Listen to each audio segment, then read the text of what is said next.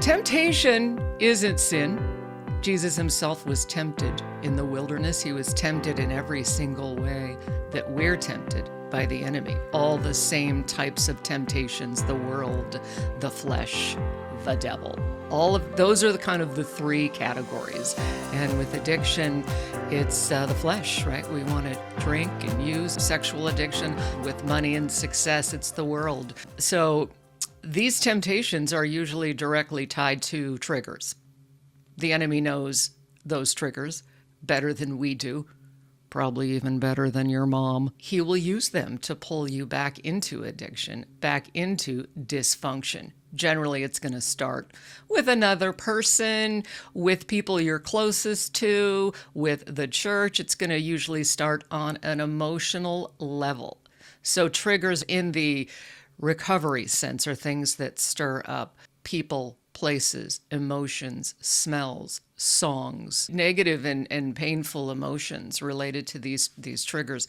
That's the most common cause of relapse. So this is why the big mindfulness buzzword is really so important, because if you've been running and stuffing your emotions, a lot of times you don't even know what's happening, why you were triggered. You're just like, I don't know, I just had to drink or, use or whatever. And so often triggers will take us back to an earlier time. It could even be a time that we were too young to remember. But what happens is the emotions feel just like we were there. The emotional reaction is way more than what it should be in that moment. So if you're struggling with PTSD, post-traumatic stress disorder, you've dealt with maybe some pretty severe trauma, most likely you totally understand this.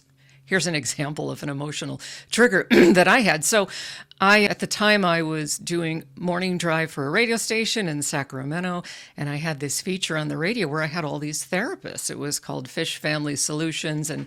And so after my brother died, I decided I wanted to get therapy. Well, because of some stuff in my past, on an emotional level, I always felt like I was totally alone. I had to deal with all these things by myself. The interesting part of this was I had all these friends that were therapists. I had all these connections, and I called like one or two therapists. I didn't want to call the ones I knew, so I didn't want to create a conflict of interest. Well, the first two I talked to were unable to help me, and I literally began sobbing like a baby.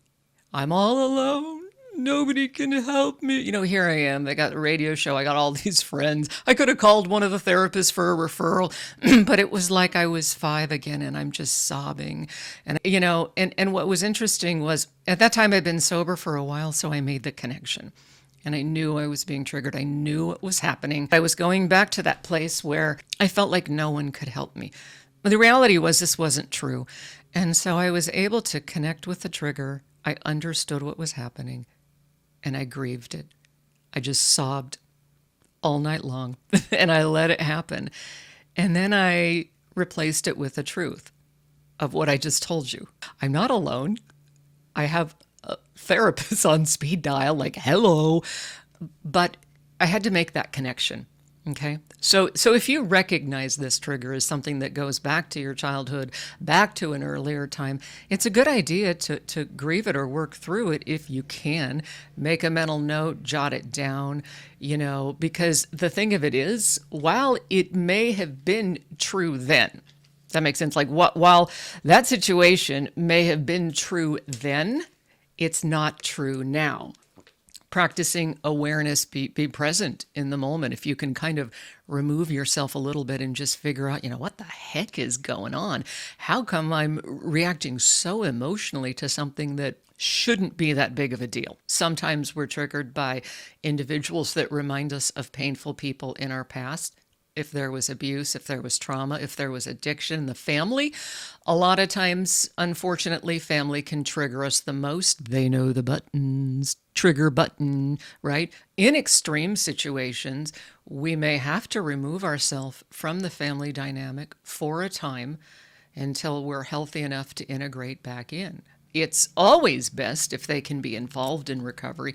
It's not always the case. What can happen is they can trigger you back into drinking. not blaming them. I'm just saying that can be a dynamic. I had to do this in early sobriety. This was before my brother had passed from his addiction. My folks were heavily involved in all the drama, and I was just trying to stay sober. And I was like, you can't talk to me about this anymore if you're going to keep doing this cycle with him. I just can't handle it. It's too painful. He's wrecking you. And then sadly, when he passed away, I hadn't allowed them to sort of dump on me. And of course, I felt bad. I felt terrible. But I was young. I wasn't healthy enough. And I needed to stay sober, I wish I knew then what I know now. But I didn't. And that's just the way it is.